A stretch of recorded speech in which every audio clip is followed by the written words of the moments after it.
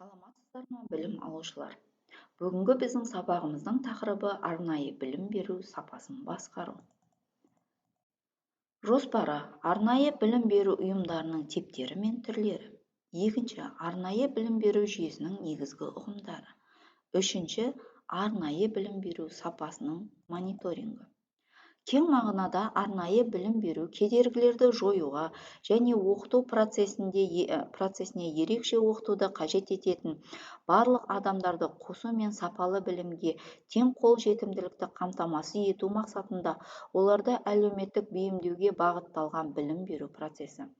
Арнайы білім берудің дамуы инклюзивті саясат пен тәжірибені жетілдірусіз арнайы құндылықтарды жүйе деңгейіне толық, сондай-ақ олардың жеке институттары деңгейіне ендірусіз мүмкін емес. Арнайы білім беру әр адамды түрлі жолмен белсенді инклюзиялауды, дербестендірілген ықпалды және ерекше оқытуды қажет ететін тұлғаларға білім беру процесіндегі кедергілерді жою негізінде оқыту мен оқыту ортасын жетілдіру арқылы тең мүмкіндіктер жасауды көздейді. Осыған байланысты арнайы білім беру түбегейлі өзгерістер жасауға және білім беру мақсатын қайта бағдарлауға ықпал ететін инновациялық процестерді кристалдандыру орталығы болуы тиіс.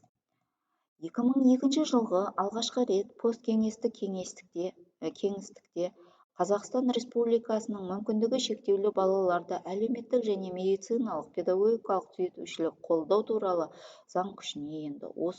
Онда тек арнайы білімге ғана емес, олардың қоғамдағы орны мен басқа да көзқарасты көретін осы санаттағы балалардың құқығын қорғауға қағида түрінде жаңа инклюзивті тәсіл бекітілген болатын.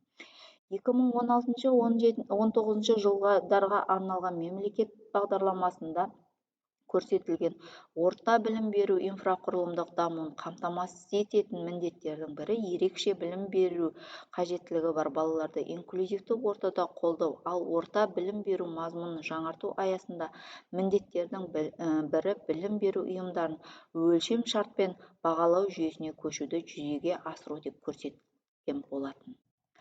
Мектепке дейінгі және жалпы орта, кәсіптік және қосымша білім беру жүйесінде қағидатты өзгерістерді айқындай отырып, инклюзивті білім беру мынадай стратегиялық бағыттарды көрсетеді. Инклюзивті білім беру дамытуға арналған жағымды жағдайларды қамтамасыз ететін институционалдық ортаны жетілдіру. Ерекше оқытуды қажет ететін адамдарға сапалы білім беруді қолжетімділігін қамтамасыз етудің ғылыми, педагогикалық, кадрлық және оқу әдістемелік әлеуетін нығайтудың негізін әзірлеу. Ерекше білім алуды қажет ететін тұлғалардың кәсіби еңбекке даярлау қажетті жағдай туғызу. Инклюзивті білім беруді дамытудың теориялық әдістемелік мәселелері бойынша ғылыми зерттеулер жүргізу. Мектепке дейінгі жастағы балаларға ерте бастан диагностика жасау және оны түзету, педагогикалық қолдану жүйесін дамыту. Арнайы білім беруді дамытудың мақсаты барлық категориядағы тұлғалардың сапалы білім алуға тең құқығын жүзеге асыру болатын. Арнайы білім беруді дамытудың негізгі міндеттеріне тоқталып өтсек, арнайы білім беруді дамытудың нормативті құқықтық және ұйымдастырушылық экономикалық негіздері мен тетіктерін жетілдіру. Арнайы білім беруді дамытудың әдіснамалық оқу-әдістемелік негіздерін жетілдіру. Сонымен бірге кедергісіз қолжетімді орта құру және білім алушылардың компенсаторлық құралдармен қамтамасыз ету. Білім алушылар өздерін мектеп қоғамның белсенді мүшесі есебінде сезінетіндей, өзін жоғары бағалайтындай, оқу ынтасын арттыратындай және әлеуметтенетіндей дербестендірілген түзету педагогикалық және әлеуметтік психологиялық қолдау көрсету, қолайлы білім беру ортасын жасау. Арнайы білім беруді жүзеге асыратындай ұйымдарды кадрлық қамтамасыз етуді жақсарту. Арнайы білім беру саласында қолданбалы ғылыми зерттеулер жүргізу. Ерекше оқытуды қажет ететін тұлғалардың кәсіптік және техникалық жоғары білім деңгейінде білім алуын жалғастыруына және болашақта кәсіпті игеруіне жағдай туғызуды қамтамасыз ету. Білім алушылар жетістіктерін бағалау ең маңызды құрал. Бағалау жүйесі білім беру процесін жетілдіру, жалғастыру үшін объективті және тиімді болуы қажет. білім берудің қазіргі жүйесінде білім алушылардың білім жетістіктерінің сапасын бағалауды критериалды бағдарлы көзқарасы негізінде қадағалау және бағалау өзекті болып табылады. Критерий деген ұсынылған талаптарға сәйкес бір нәрсені бағалау бойынша шешім қабылдау ережесі. Әр критерийдің өзіндік орны болады. Онда оқу тапсырмасының орындалу нәтижесінің дұрыстығы туралы нақты түсініктері беріледі. Дескрипторға сәйкес бағалау оқушының қойған мақсатына жетуін анықтайды.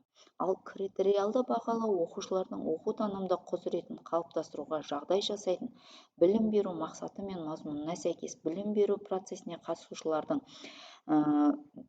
барлығын алдын ала таныс ұжым талқысынан өткен нақты анықталған өлшемдер арқылы оқушылардың оқу жетістіктерін салыстыруға негізделген процесс болып табылады. Критериалды бағалау жүйесі бағалау функцияларына тоқталсақ, мотивациялық, тәрбиелік, дамытушылық, түзетушілік және ақпараттық. Бағалау қағидалары әділдігі, шынайылығы, жүйелігі және көрнекілігі. Арнайы білім берудің тиімділігін бағалау индикаторы орта сапасына, қосу деңгейіне, қамту сапасына қолайлы жағдай жасау деңгейімен анықталады. Осы критерийлер бойынша жеке тоқталып өтсек. Орта сапасы, яғни арнайы білім беруге барлық қажетті жағдайлар жасалған ұйымдарға жалпы білім беру ұйымдарының жалпы саны, үлесі, көрсеткіші білім берудің түрлі деңгейлері тұрғысынан бөлек қолдануға болады. Қамту сапасы бойынша білім берудің түрлі деңгейі және ерекше оқытуды қажет ететін амалдардың түрлі категорияларын, сонымен бірге ерекше оқытуды қажет ететін тұлғалардың жалпы санындағы инклюзивті біліммен қамтылған тұлғалардың санының үлесімен анықталады. Сол сияқты қосу деңгейі ерекше оқытуды қажет ететін тұлғалардың және олардың өкілетті өкілдерінің білім беру қызметтерінің сапалы ұсынуы және жалпы білім беру ұйымдарында олардың қажеттіліктерін ескеру деңгейімен қанағаттандыру дәрежесімен шамалау. Қолайлы жағдай жасау деңгейіне келетін болсақ, бейімделген қолайлы білім беру кеңістігін қалыптастыру, кемсітушілікке, бөліктеуге жол бермеу бойынша шаралар қолдану, білім алуға қатысушылар арасында келіспеушіліктерді болдырмау, қолайлы оқыту ортасын жасау, деңгейін сұрау салу, сауалнама жүргізу тәсілдерімен зерттелу, қоғам мен ата-ананың комитеті арасында мониторинг жүргізу мен бағалаудың қамтамасыз ету. Білім беру сапасы қоғамда білім беру үрдісінің жағдайының нәтижесі, сондай-ақ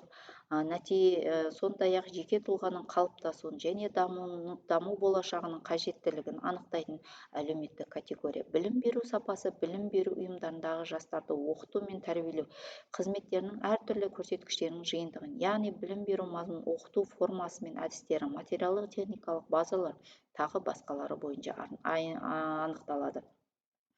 Арнайы мектепті басқаруда білім берудің сапасын үнемі өзіндік тәртіппен бағалауды қамтамасыз ету де маңызды мәселе.